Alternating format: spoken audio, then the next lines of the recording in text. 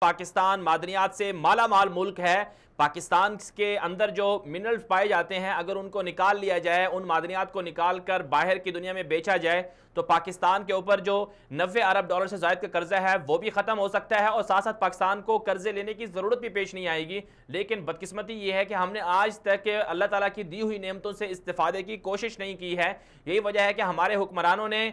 باہر سے قرضے تو لیے ہیں، کشکول اٹھا کر جگہ جگہ پھرتے رہے ہیں، گداگری کرتے رہے ہیں، لیکن آج تک کسی نے یہ نہیں سوچا کہ پاکستان کے جو اندرونی وسائل ہیں، پاکستان کے اندر سونے کے ذخائر ہیں، تانبے کے ذخائر ہیں، اور اعلیٰ عمدہ اور نسل کے جو پتھرز ہیں ان کے ذخائر ہیں، اور کوئلے کے ذخائر ہیں، گیس پیٹرول بھی پاکستان کے اندر موجود ہے۔ کتنی افسوس کی بات ہے کہ ہم گیس جو ہے، ہمارے ہاں گیس کی قلت ہو جاتی ہے اور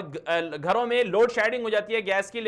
لیکن ہمارے پاس جو زمین کے اندر گیس موجود ہے ہم اس کو نکال نہیں رہے ہیں۔ اور انتہائی شرمناک بات ہے کہ ہم گیس جو ہے وہ پیسوں کی یا تو ایران سے خریدنے کی کوشش کرتے ہیں یا پھر کسی اور ملک سے اسے خریدنے کی کوشش کرتے ہیں، جب ہماری اپنی زمین کے اندر گیس موجود ہے، سندھ کے اندر گیس موجود ہے، پنجاب کے اندر موجود ہے اور بلوچستان کے اندر موجود ہے، تو اس کو ہم یوٹیلائز کیوں نہیں کر رہے ہیں، اس کو کیوں استعمال نہیں کر رہے ہیں؟ یہ بہت بڑا سوال ہے۔ تو اس لیے مسائل نہیں ہے، اصل مسئلہ جو ہے وہ حکمرانوں کا ہے، کرسی پر بیٹھے ہوئے لوگوں کا ہے۔ جب تک ان کو سمجھ نہیں آئے گی، جب تک یہ لوگ محب وطن نہیں ہوں گے، جب تک یہ لوگ مخلص نہیں ہوں گے عوام کے ساتھ، تو اس وقت تک جو ہے عوام کو فائدہ نہیں مل سکے گا۔ پاکستان کے اوپر جو قرضوں کا بوجھ ہے وہ اسی